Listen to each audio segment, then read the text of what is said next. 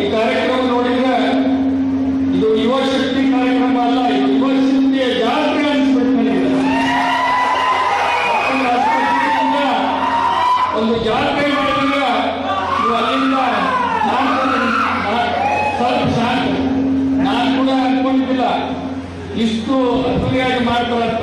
ಯಾಕಂದ್ರ ಎಲ್ಲ ಯುವಕರು ಒಂದಿನ ನನಗೆ ಬಂದ್ರು, ಮನೆಗೆ ಬಂದು ಒಂದು 4-5 ಜನ ಎಲ್ಲ ಬೇಕಾದ್ರಿಲ್ಲ, ನಾವೊಂದು ಕಾರ್ಯಕ್ರಮ ಮಾಡ್ಬೇಕು ಮಾಡಿದ್ವಿ, ಯುವ ಶಕ್ತಿ ಕಾರ್ಯಕ್ರಮ ಮಾಡ್ಕೊಂಡು ಆಯ್ತಪ್ಪ ಮಾಡಿ ಅಂತ ಹೇಳಿದ್ವಿ. ನೀವು ಒಂದು ಡೇಟ್ ಹೇಳ್ಬೇಕು ಅಂದ್ರು, ನೀವೇ ಒಂದು 3-4 ಡೇಟ್ ಹೇಳ್ಬೇಕು ಅಂದ್ರೆ ಒಂದು ತಾರೀಕು ಹೇಳ್ತೀನಿ ಅಂದಾಗ ಇಲ್ಲ ನಾವು 5 ದಿನ 24ನೇ ತಾರೀಕಿಗೆ ಮಾಡ್ಬೇಕು ಮಾಡಿದ್ರೆ ಆಯ್ತು ಮಾಡಿ ನಾವು ಮಾಡ್ಕೊಂಡು ಬಳಕ ಕನೆಕ್ಟ್ ಮಂಗಲ ಕಾರ್ಯಕ್ರಮ ಮಾಡ್ಕೊಂಡು ಒಂದು ಸಣ್ಣ ಕಾರ್ಯಕ್ರಮ ಮಾಡ್ಕೊಂಡು ನಾನು ತಿಳ್ಕೊಂಡಿದ್ದೆ.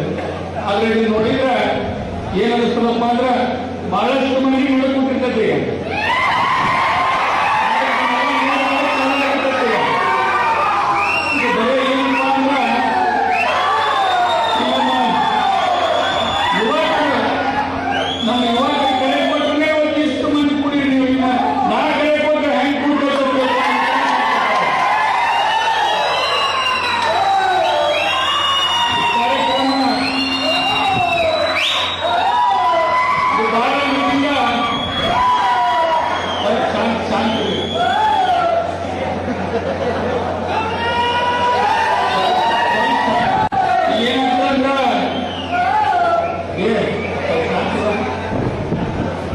ಇವತ್ತು ಬಹಳ ಸ್ವಲ್ಪ ಶಾಂತಿ ಯಾವುದೇ ಕಾರ್ಯಕ್ರಮ ಆಗಿದ್ದಿಲ್ಲ.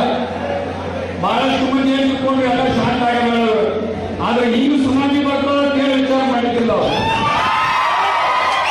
ಸುನಾಮಿ ನೋಡಿ ರಾತ್ರಿ ಹೋದ್ರೆ ನಿದ್ದಿನೂ ಮಾಡೋದು. ಇವತ್ತು ಒಂದು ಹುಡುಗಿ ಒಂದೇ ಮಕ್ಕಳು ನಿದ್ದೆ ಹೋಗಿ, ಯಾಕಂದ್ರೆ ಕನಸಿನಾಗೆಲ್ಲ ನೀವೇ ಬರ್ತೀವಿ ಇವತ್ತು ರಾತ್ರಿ ಬೆಳತನ ಮುಂದೆ.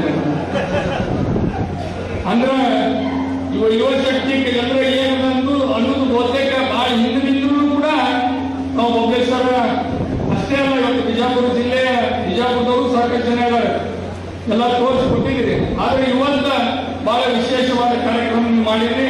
ನಾವು ಬರೋಕ್ಕೂ ಮುಂಚೆ ನಾನು ಬಸವೇಶ್ವರ ಸರ್ಕಲ್ ಬರ್ಬೇಕ್ರಿ, ಅಲ್ಲ ಹಾರಾಟ ಮುಂದೆ ಬರ್ಬೇಕಂತ ನಾನು ಹಾರಾಟಿ 5 ಗಂಟೆಗೆ ಹೇಳಿದ್ರು. 5 ಗಂಟೆಗೆ ಬರ್ಬೇಕ್ರಿ, ಒಂದು ಸ್ವಲ್ಪ ತಡ ಮಾಡಿ 6 ಗಂಟೆ ಬರಬೇಕು. ಆದ್ರೆ ಇಲ್ಲಿ ಬಂದು ಅಲ್ಲಿ ಬರಕ್ಕೆ 8 ಗಂಟೆ ಮಾಡಿದ್ರು. ನಾನು ಇಲ್ಲಿ ಬಂದು ಒಂದು ತಾಸಿನಾಗ ಇಲ್ಲಿ ಬಂದು ಕಾರ್ಯಕ್ರಮ ಮುಂದೆ ಮತ್ತೆ 7:30 ಬರ್ತೀನಿ ಅಂತ ಹೇಳ್ತಿದ್ದೆ ನಾನು ಬಿಜಾಪುರ. ಆದ್ರೆ ಇಲ್ಲಿ ಬಂದು ಇಲ್ಲಿ 9 ಆಗ್ತದೆ. ಅಲ್ಲಿ ಇಲ್ಲಿ ಬರಾಕ ಇಲ್ಲಿಗೆ ಡ್ಯಾನ್ಸ್ ಉತ್ಸಾಹ ನೋಡಿ ನನಗೆ ಬಹಳ ಏನಪ್ಪ ಅಂದ್ರೆ ಏನೋ ಜಾತ್ರೆ ನೋಡಿದಾಗ ಆಗ್ತಾನೆ. ಅದಕ್ಕೆ ಇವತ್ತು ಯುವಕರಂದ್ರೆ ಏನಪ್ಪಾ ಅಂದ್ರೆ ನಮ್ಮ ಬೆನ್ನೆಲುಬು ಬ್ಯಾಕ್ಬೋನ್ ಅಂದ್ರೆ ಏನದ, ಎಲ್ಲಿ ತನ ಬ್ಯಾಕ್ಬೋನ್ ಗಾಡಿ ಇರ್ತೈತಿ ಎಲ್ಲ ಗಾಡಿ ಇರ್ತದ. ಆ ಬ್ಯಾಕ್ಬೋನ್ ಸ್ವಲ್ಪ ವೀಕ್ ಆಗ್ತಂದ್ರೆ ಎಲ್ಲ ವೀಕ್ ಆಗಿರ್ತದ.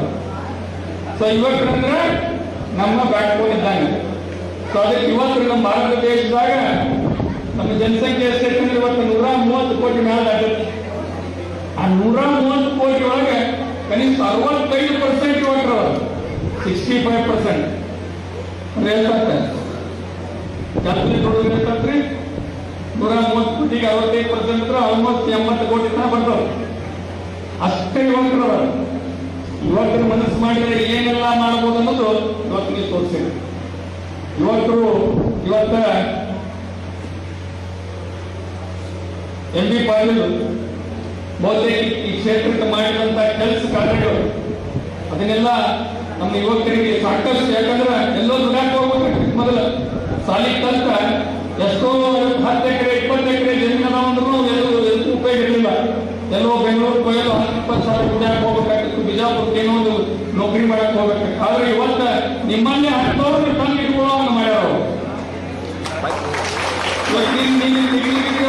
ಬಂದಿರ್ಬೇಕು ಇವತ್ತು ಕೂಡ ಅವ್ರು ಹೇಳಿದ್ರೆ ಏನಪ್ಪ ಏನೇನು ನಮ್ಮ ಜಮೀನೇ ಒಂದು ಕೋಟಿ 1.5 ಕೋಟಿ ರೂಪಾಯಿ ಆಗ್ತದೆ.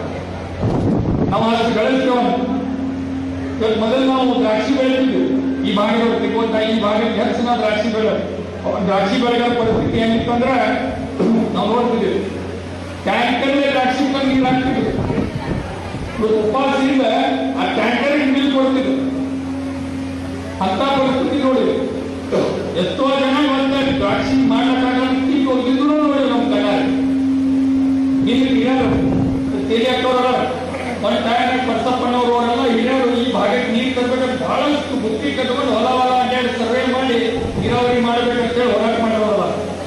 ಆದ್ರೆ ಆಗ ಅವ್ರು ಏನು ಮಾಡ್ಕೊಂಡು ಹೋಗಿದ್ರ ಬೆಂಗಳೂರಿಗೆ ಹೋಗಿ ನಾವು ಸರ್ವೆ ಮಾಡ್ಕೊಂಡು ಬಂದಿದ್ರಿ ಅಂತ ಹೇಳಿ ಹೋದಾಗ ಅಲ್ಲಿ ಏನ್ ಹೇಳ್ರಿ, ನಿಮ್ ಊರಿಗೆ ನಡ್ರಿ, ನಿಮ್ ಊರಿಗೆ ಯಾವ್ದು ನೀರು ಬರೋದು ಎತ್ತರ ಇರ್ತದೋ ಅಲ್ಲಿ ಯಾವ್ದು ನೀರು ಬರೋದು ಇಲ್ಲ ಮುಂದೆ ಹೇಳ್ತಿರ್ತಾರೆ ಅವಾಗ ಇಲ್ರಿ. ಮತ್ ನಾವೆಲ್ಲ ದ್ರಾಕ್ಷಿ ಬೆಳೆಗೆ ಮತ್ ನಾವ್ ಹೆಂಗ್ ಮಾಡೋದು, ನಿಮ್ಗೆ ಯಾರು ದ್ರಾಕ್ಷಿ ಯಾಕೆ ತಂದಿದ್ದಾರಂತ ಸ್ವಂತ ಘಟನೆಗಳು ಆಗಿದ್ದು ನಮ್ಮ ಕಣ್ಣ ಅಂತ ಹೇಳಿದ್ವಿ. ಸೊ ಇಂಥ ಭಾಗಕ್ಕೆ ಎತ್ತರವಾದ ಪ್ರದೇಶ ಇಲ್ಲಿ ಬಹಳ ಜನ ಹೇಳ್ತಾರೆ ಏನ್ ನೀರೇ ಬರುತ್ತಿಲ್ಲ ಸುಮ್ಮನೆ ಹೇಳ್ತಾರೆ, ಇಲ್ಲೇ ನೀರು ಬರ್ತಾವು ಖಂಡಿತ ನೀರು ಮುಟ್ಟುದಿಲ್ಲ ಅಂತ ಹೇಳ್ತಿದ್ರು. ಇಲೆಕ್ಷನ್ ಮುಂದೆ ಸುಮ್ಮನೆ ಹಂಡಾಟ ಅಂತ ಹೇಳ್ತಿದ್ರು. ಏನೇ ಕೆಲವು ಮಂದಿ ಅಂತೂ ನಮ್ಗೆ ನೋಡೋಣ ಈ ಪ್ಯಾಂಟ್ ಹೇಳ್ತಿದ್ರಿ, ನೀರು ಬಂದು ಕಾಲ ಆಗ್ತದೆ ಹಿಂಗಲ್ ಮಾಡ್ತಿದ್ರು. ಹಾ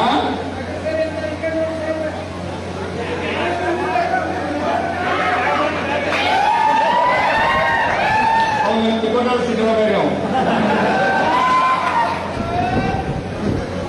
ಹಂಗೆ ಅಂದವ್ರು ಇವತ್ತು ಅವರೇ ನೀರು ಉಳಿಸ್ಕೊಳಕತ್ತಾರ. ನೀರಾವರಿ 2013 ಅಂದ್ರೆ ಈ ಭಾಗದ ಜನರಿಗೆ ಈ ಬಿಜಾಪುರ ಜಿಲ್ಲೆಗೆ ಒಂದೇನೋ ಒಂದು ಗೋಲ್ಡನ್ ಪೀರಿಯಡ್ ಇದೆ.